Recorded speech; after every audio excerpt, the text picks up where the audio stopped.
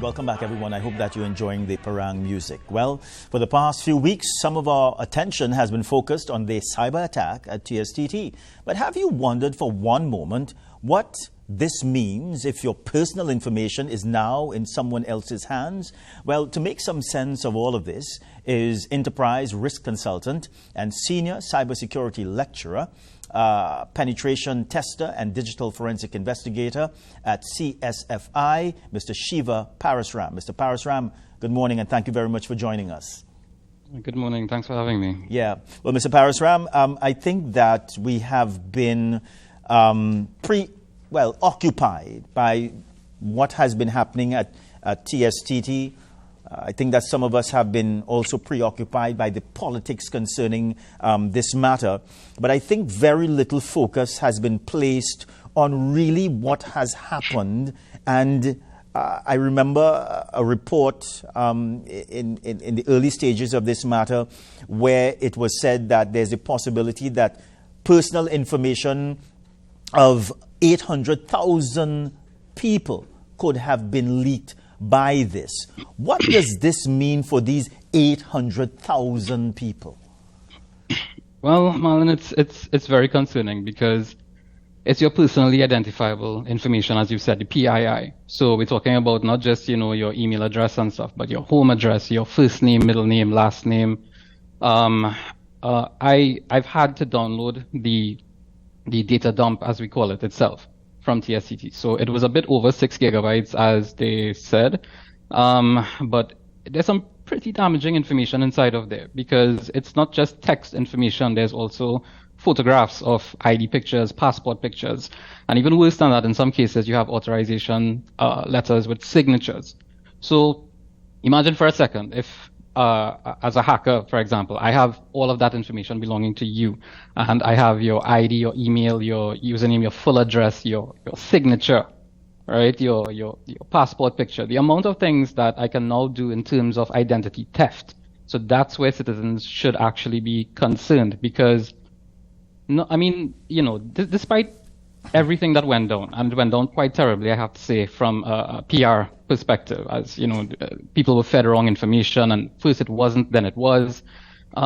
Despite all of that, if something were to happen to an individual, let's say a business person, right, and their information was misused and involving some sort of fraud or financial transaction gone wrong, etc., who's to blame? From this point on, is TSTT to blame? Am I to blame for giving them my information in the first place? But yes, we have a certain amount of trust that we give them because when you sign up for an account, especially for something related to phone services, internet cable, whatever, it's a lot of information you have to hand over to them. So in any case, in any institution, we put a certain amount of trust out there into these companies and institutions. So we expect that they take care of the information. But as we've seen in particular, it's not that simple. Now I have to say as well that ransomware attacks and hacks can happen to any agency, whether it be government or otherwise. So these are things that happen, and companies have a lot of things to put in place moving forward. So then, Mr. Parasram, I think that some of the information that you're giving us here is troubling. Is there anything that can be done to withdraw this information, to destroy this information that is out there and apparently in the wrong people's hands? What can be done? From that perspective, it's only when international law enforcement agencies take down these gangs and their information on the dark web and so on. That's usually the only way that it can be taken down, because initially they would have requested a ransom be paid for the information not to be released in the first place, right? But usually the amounts are quite exorbitant, sometimes in the high millions of US dollars. So it's not practical for the majority of companies. The other issue that you have is that I spent a lot of time on the dark web as a security researcher as well.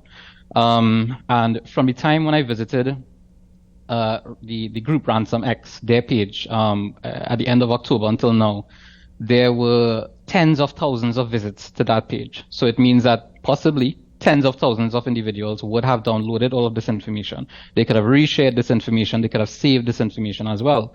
So that's the trouble with having things out on the internet. It's there, perpetually, indefinitely, forever. So there's not much that can be done. Does anyone have a responsibility? And when I say anyone, is it TSTT? Is it the government? Can some organization make a request for this information to be taken off the dark web? We can make a lot of requests, but you have to remember these are very intelligent criminal organizations. These are extortionist groups. These are some of the best hackers, meaning some of the best programmers, the best IT engineers, even the best financial analysts as well, because they would usually go about the internet scouring for information. So financial statements saying that this company has made hundreds of millions in profits, for example. That's how they will know who to target apart from what it is. But other than that, honestly, yes, we have the Data Protection Act, but it's a bit old, archaic and stuff. And I've found that it doesn't really put that much responsibility on organizations. I think it needs to be revamped and enforced to a large extent. There's a lot of work that needs to be done on it. Yeah. As you look at this situation and what has transpired over the past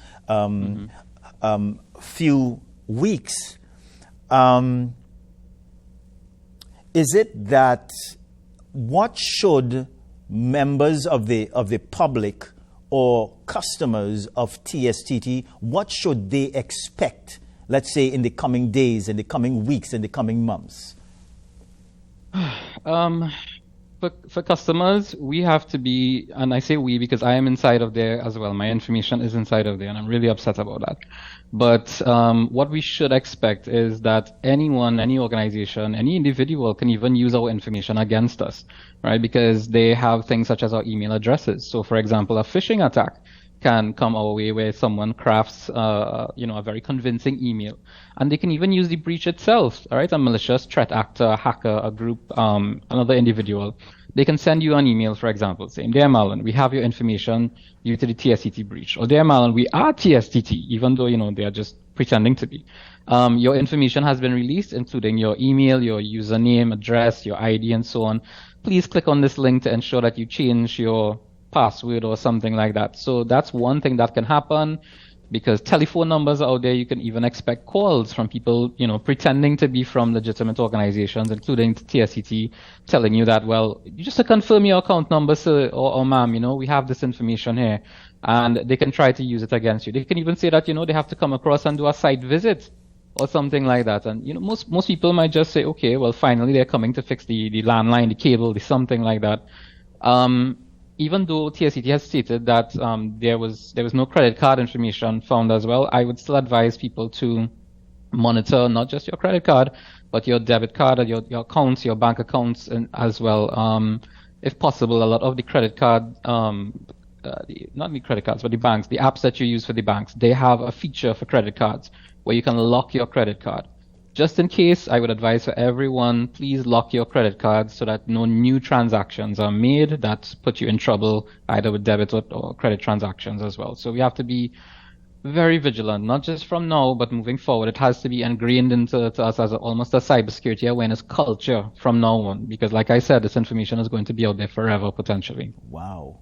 You do have a dilemma, and the dilemma is that what you have explained to us there, that is just how business operates these days, right? By the email and wiring funds and so on. So then how do you know who is who? Who is legitimate? So in IT and cybersecurity, we have something called a zero trust approach. Zero trust meaning you just can't trust anybody anymore. Even if you get a link from a friend via WhatsApp, before clicking on the links, you have to call them and confirm, not message them, but call them before forwarding and sharing information.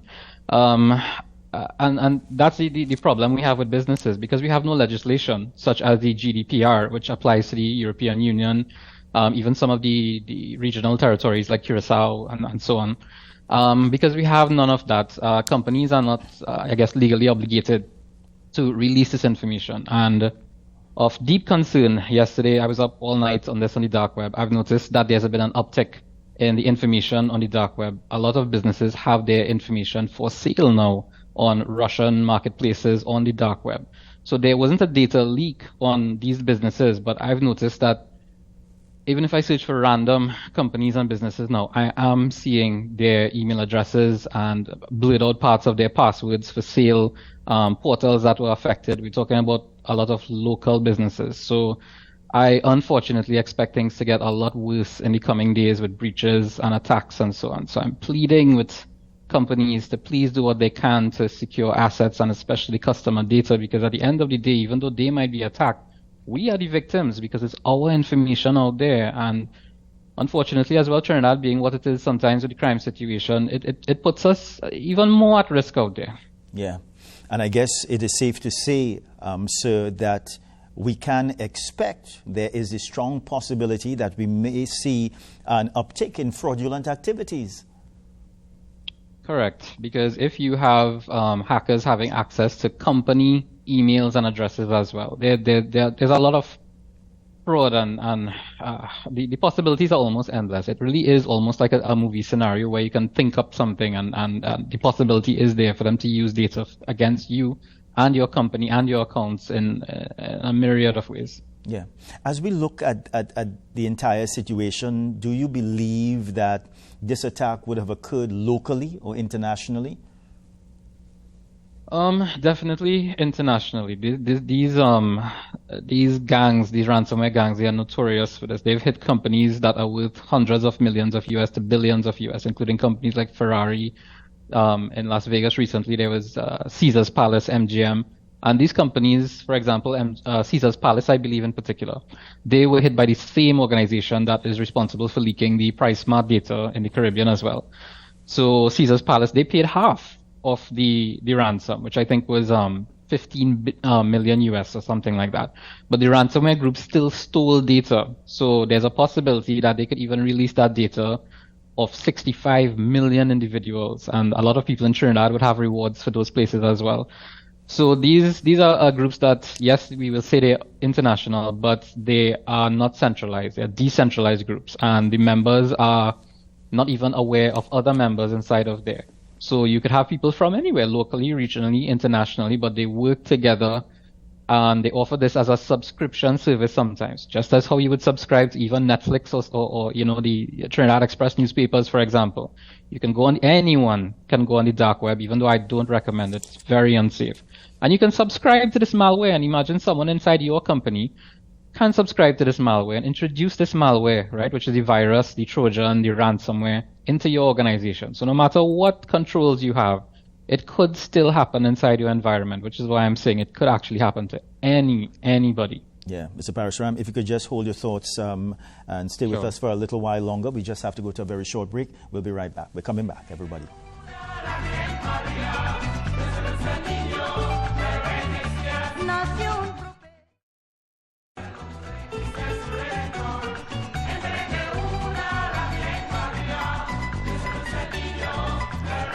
Everybody, welcome back. So we are continuing our discussion just for a few minutes more concerning this cybersecurity attack that took place at TSTT.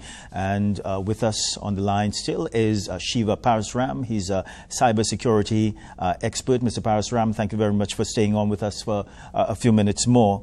But let me ask, is it that the Caribbean, countries like Trinidad and Tobago and our brothers and sisters in the Caribbean and organizations set up in the Caribbean, are we being seen as a fertile ground for these attacks?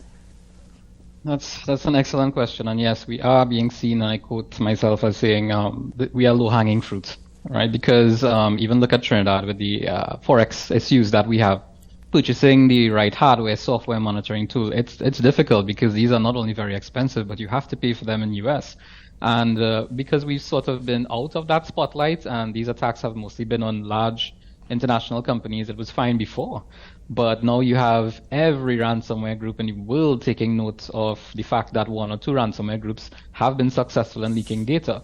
So again, they would be scouring financial statements on the web, looking for profitable companies, governments as well, to see who has a chance of paying. And the problem with that is that once it's almost like, bleeding in open water. Once one is there, you're guaranteed that others are looking. So even with TSTT, it's not over because the groups would be there looking at their responses, how they've reacted. Even if they boast that they have things under control, that is almost an invitation to them to accept that challenge, to say, okay, well, we will see, what happens from there. So we really have to be incredibly vigilant now as the wider Caribbean to these attacks, and maybe even work with each other, bring the joint forces and departments together and work closely with each other, because like I said, I expect this to get a lot worse between now and going into 2024. Wow. Let's speak a little bit about the dark web. Who are these persons who are operating this dark web? I think you said earlier, hackers. But how do they operate? So is it that they steal the information, they ask for payments, and if that payments, or if those payments are not made, then what's next? So the dark web, to begin with, is really just part of the internet. Yes. What we are accustomed saying in the internet is the surface web. But the dark web is where you have a lot of unrestricted and unfiltered activities, good and bad. So like you rightfully said, you have a lot of groups, extortionist criminal groups, very large enterprise organizations, almost like cartels. And they would get their way into your systems, usually via misconfiguration of some sort. If you don't have your device secured, or someone clicked on a phishing link, that's usually their entry point. Or someone purchased the software and let them in, via some sort of flash drive even. So once they get inside your organization, they take their time, they map out the organization, they look for everything that's valuable. Then they let you know, once all of that reconnaissance is complete, they let you know what they have, what they've found, what they've exfiltrated and stolen from you. And they give you a little time to converse with them, even broker deal with them if you have to. They let you know what they have, what they intend to do, and give you some time. So they look at the information, they put a value to the information. So your information and my information, it has value. There's a lot of value if they're asking for millions upon millions of US. And you are expected to pay them in cryptocurrency, not necessarily Bitcoin, but Bitcoin and Monero are usually the cryptocurrencies of choice, and they put it out there on their respective pages. So just like we have Morning Edition or TV6.com or something, they have their own versions of websites, even though the names would not be like ransomx.com or alpha.com. And they have it out there for the world to see. And if you decide to not pay them, they release information. It may not be all. It may be released in part. So TSTT, for example, was saying that even though they process petabytes of information, there was only 6 gigabytes of information. But as far as we know, that's what we've been told. They told us that they will release 600 gigabytes. PriceSmart has a lot larger. I think it's 500 gigabytes out there. So it's very damaging because we don't know what was done. We don't know what information was stolen. So it's not just ransomware. You will hear public, high-profile individuals state that maybe they have recovered from an attack or a hack or something, a data leak. There's no way you can ensure the public that this is the case, because until now, until you've done a very deep inspection, sanitization, and a full digital forensic audit, you cannot state that they are no longer inside the systems. So these companies, as well, being as large as they are, they have what you call a very large attack surface, meaning the more services they offer, the websites, the businesses where you can go in and pay, the attack surface is very large. So until you get this investigation over with and you do a deep sanitization, you cannot guarantee the public that they are not still in there, or that there are 10 other groups inside of there waiting for something to happen either. Yeah, Mr. Parasram, while we come to the end of our interview for this morning, what are some of the tips and advice that you can give people?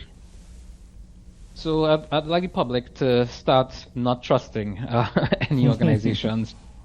Be careful with your money, your cards, your information. Feel free to ask these organizations when they are collecting your information, how will my data be stored? How can you assure me that it's being secured or stored securely?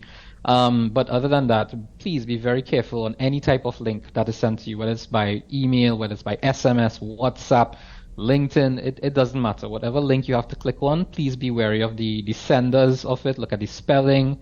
Call someone, right? Please monitor your financial accounts, your statements. Look for even something that might be off by $1 or 10 cents. Bring it to the attention of the financial institutions. It's their responsibility to protect our money, right? On top of that, please stay vigilant when you get phone calls and stuff. Try to never give out your personal information.